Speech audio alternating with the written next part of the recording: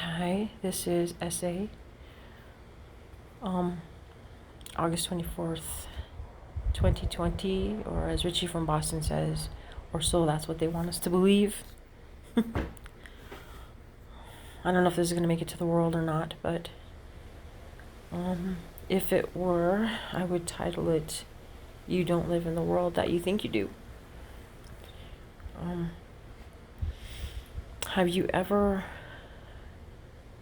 gotten immersed into, say, a television show or something, and then when you came out of it, your world seems just as fake as the show that you just left? I know a lot of people sometimes feel that the TV shows were more real than their own lives, but that's not what I'm saying. I'm saying that somehow that show makes you feel like you went from one show to another. And that's actually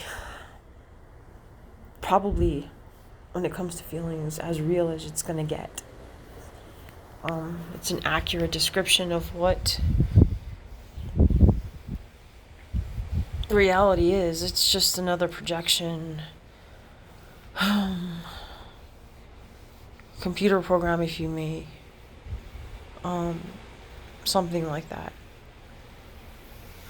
As a Christian, I understand and have delved deeply for 30 years into the cosmology that was created, that God created. Why we are where we are. How it is the way it is. But understanding that, oops, I lost it. But understanding that doesn't make it easier. For me, my whole life, my home that my grandparents made for me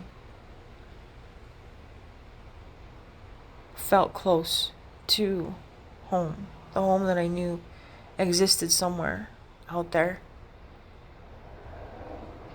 My son, he also has, when he was younger, he remembered heaven. Or for those of us who don't believe in heaven, which is ridiculous, wherever it is you were from originally. He remembered things. He used to tell me things. And I suppose that that's what I carried with me as well.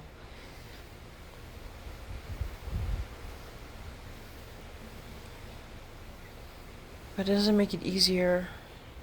And now that all my family's gone, it's more pronounced. And every year that we get closer to what looks like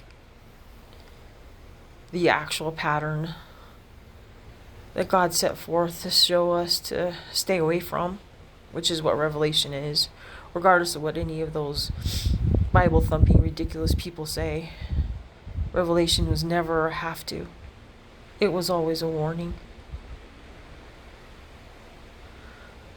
They used to say all roads lead to Rome, but really all roads lead to Revelation. It's just timing. Eventually all things would degrade to that point, but when was up to us. And now,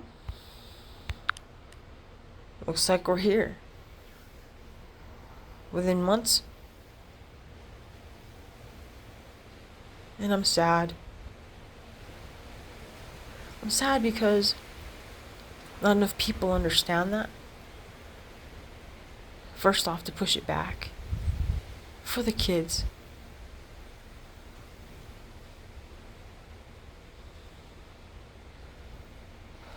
From what I've been able to understand, kids do grow up in heaven. So that will be there. There'll be kids of various ages growing up still. But I don't know about after that. I'm not sure. I have a feeling that the end is the end, and that's why God wanted us to push it back, why he called Christians, believers, the salt of the earth. because we were supposed to keep it from rotting as long as possible, to get as many humans as possible. But now we're near the end, and I don't see a way out. No, that's wrong. I see a way out. But I also know that no one's going to do it. Too many sheeple. Way more many people that were brainwashed than I thought.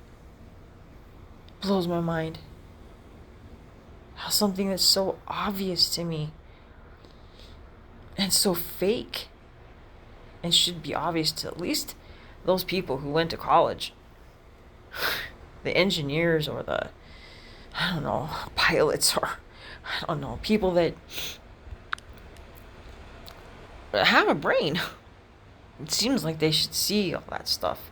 I thought that a lot of people's eyes opened after 9/11.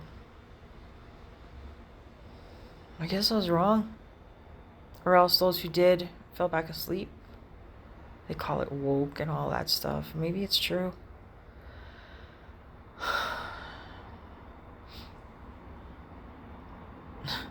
I just can't believe we're living this life right now.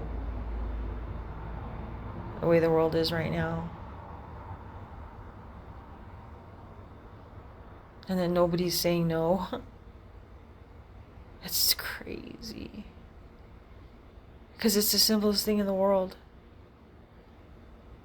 I never get upset if something's complicated. But when something's simple and it's nobody wants to do it, and that's micro to macro for me. If it's my kids or friends or something, and it's something so very simple, and they just don't do it. They just don't want to do it. And yet it solves all their problems. It doesn't make sense to me. I guess I'm not your typical woman in that respect, female.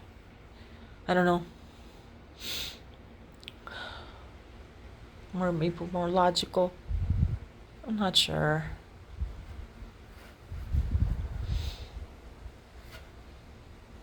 The things about this world that are good are the things that mimic heaven.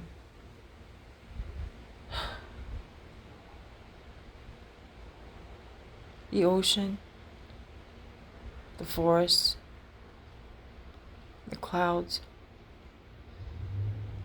the misty rain. Summer days when you're not hot and the warmth of the sun actually feels good on your skin. Walking through the grass, barefoot, or the sand. Flowers when they're newly opened in bloom.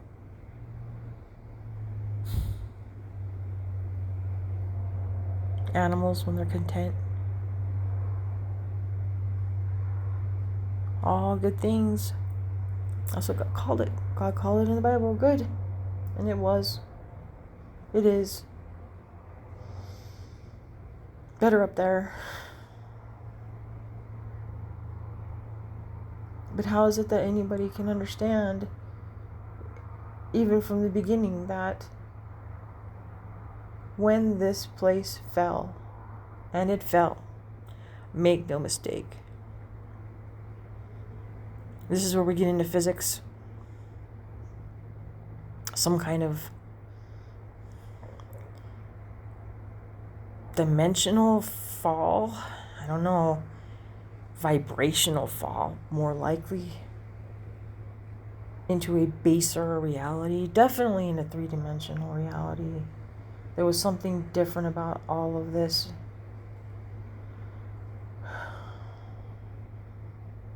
And we literally fell down, closer to hell. Not the kids' hell. The hell where baser beings go, because that's just where they vibrate.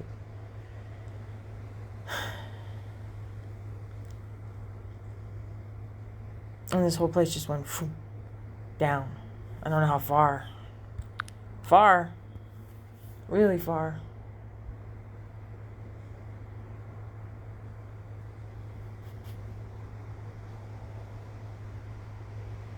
Far enough to when someone runs into an angel every so often, the angel seems to bring with them heaven itself. And they feel different, and they're calm, and they're happier and content, and they even feel the love of God and faith. All these things we seemingly have to conjure up sometimes within ourselves. It comes easy when you're in the rarefied air of heaven and those beings from there.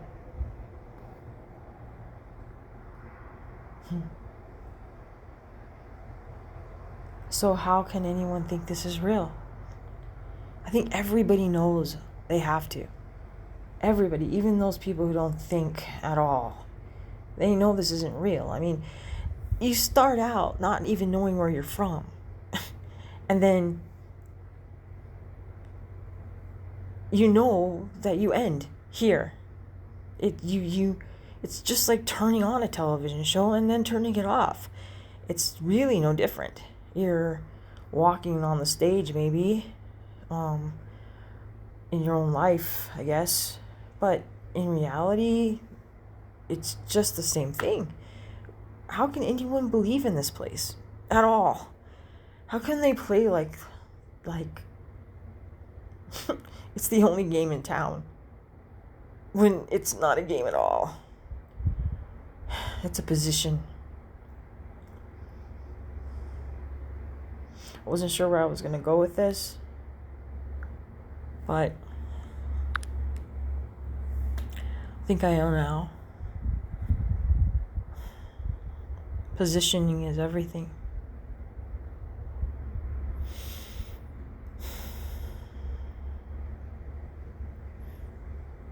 And the only way you get positioned to go back home as a thinking adult, in a place where you're welcome and where you're loved for who you are,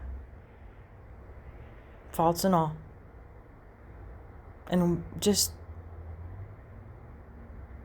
that kind of feeling that maybe some of you had when you walked into your grandparents' house and everything was cozy and your grandmother had bread baking in the oven and you could smell it wafting through the air. And you knew you'd be able to get the end of that bread full of butter. And you'd be able to just sit there and soak it all in. Family. That's what is only a glimpse of what we're going to be with.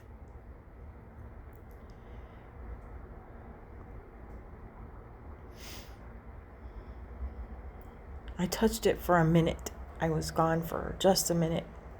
And it was love like does not exist here.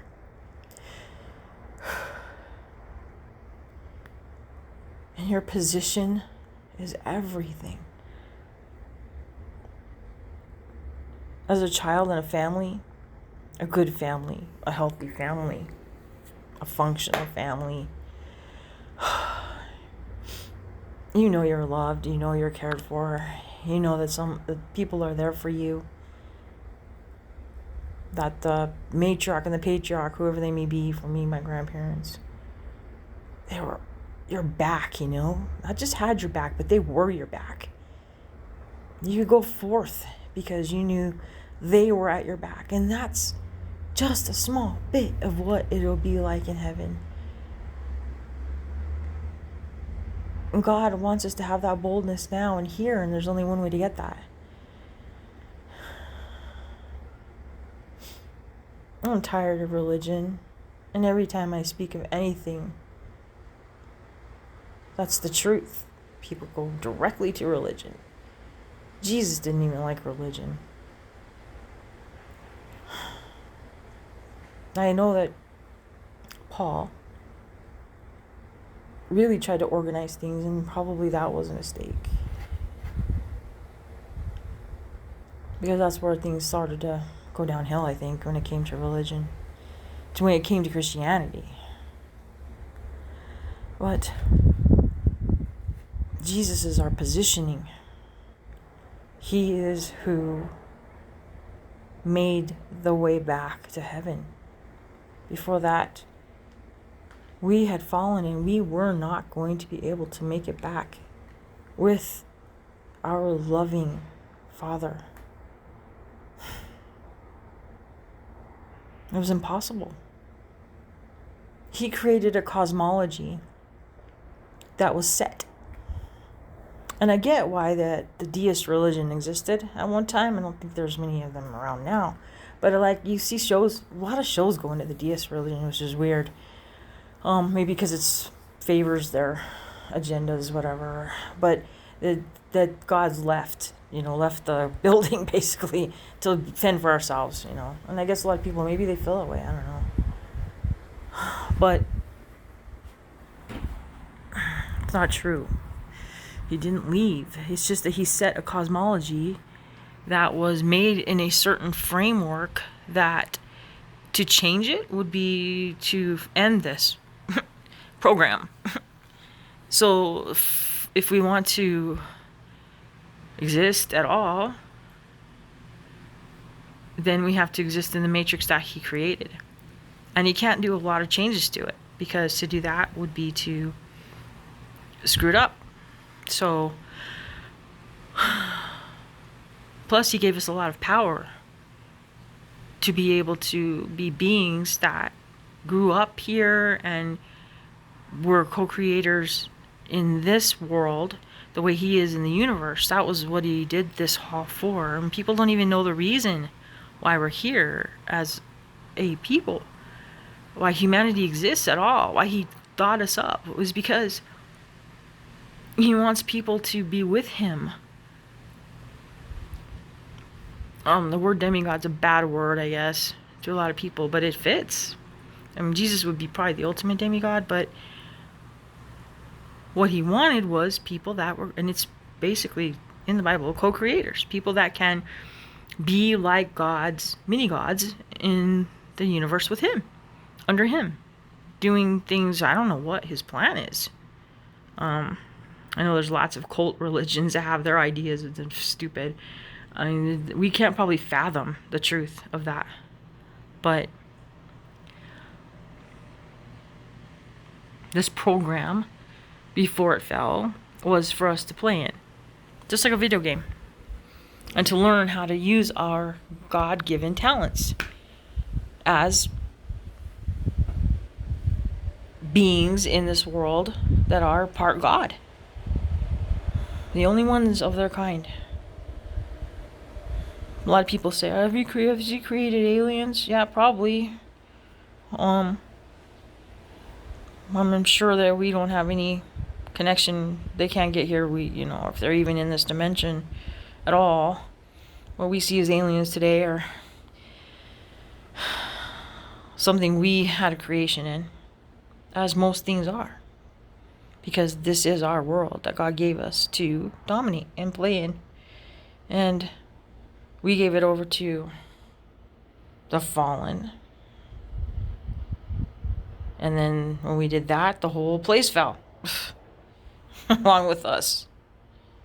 And Jesus is the only way back. And he's the only one that stops the degradation, the entropy of you. And gets you back in positional relation with God to where he's your father, the same way it was originally. And you can co-create again. But most Christians, including myself, there's certain things that I've got faith for, but nothing like Jesus hoped for. And the end's coming, and I don't see anybody who's done much of anything. When Jesus said himself that he set things right to where you could do everything that he did and more. It's hit and miss at best for the best of us. But as a group, nah. We've done pretty much nothing. Including myself.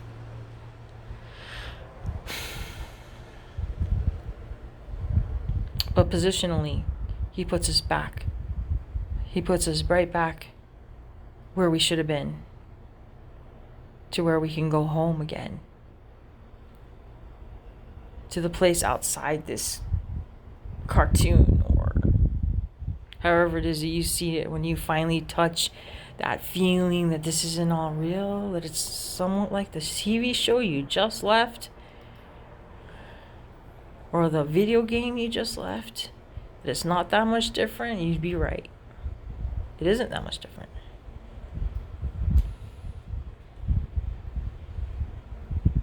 But your spirit knows that that's all this is. And Paul explained it in the Bible. And I can't tell you the verse because I was never one of those kind of people who memorize chapter and verse. Look it up. He said everything temporal isn't real. So anything that passes away. That entropy, anything of entropy means it is not real. In heaven, nothing like that happens. And I think every one of us knows that in some way, that we're always going to go on.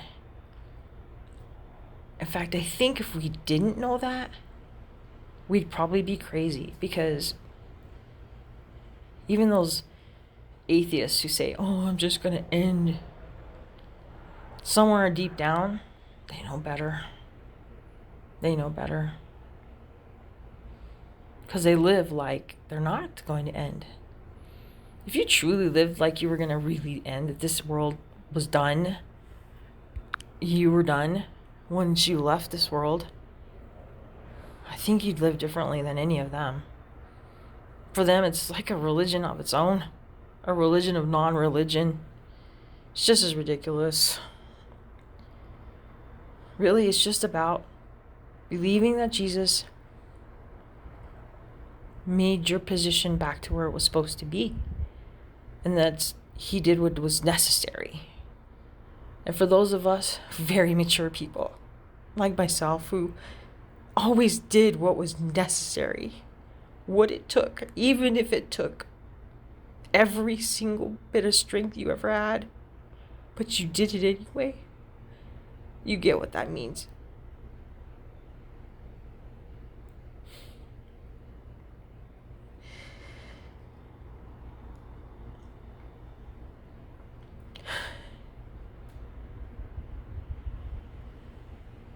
That's what he did, and more. Way more than any human being has ever done, really. And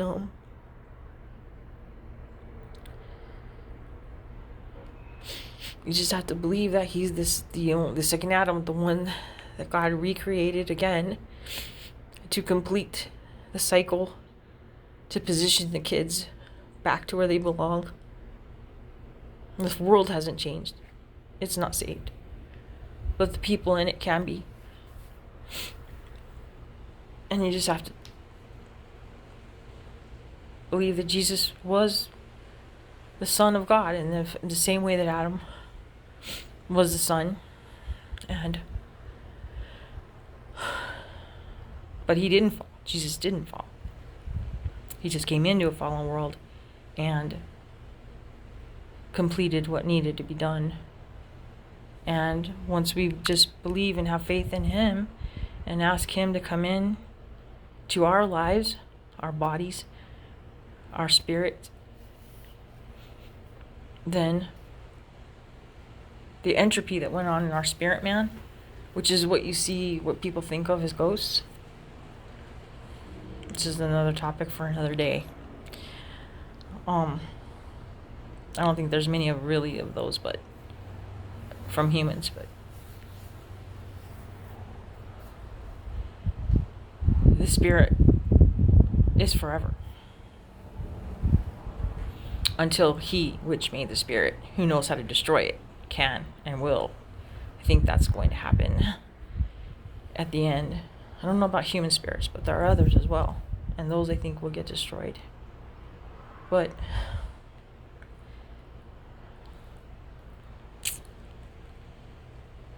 we can get repositioned from our fallen state personally. And that's what makes us salt of the earth. And the more we allow that transition to cycle upward and upward, which is called sanctification, if you want to read it in the Bible, then the more salt you become and the more you can do like Jesus did. It's really not that hard, and people make it very hard. There's classes and theology and all this stuff. And I will go into the cosmology at some point, but not right now. Like beginning, how it all started, what happened, why, blah, blah. But the world you find yourself in pretty much explained why you find yourself in it, and what it's made of, which is basically the mind of God. You know, a lot of people came close to sometimes philosophers that this is somebody's dream, and it sort of is a dream that kind of turned into a nightmare for God, which is sad if you think about it. All he wanted was a real family. Not too much to ask.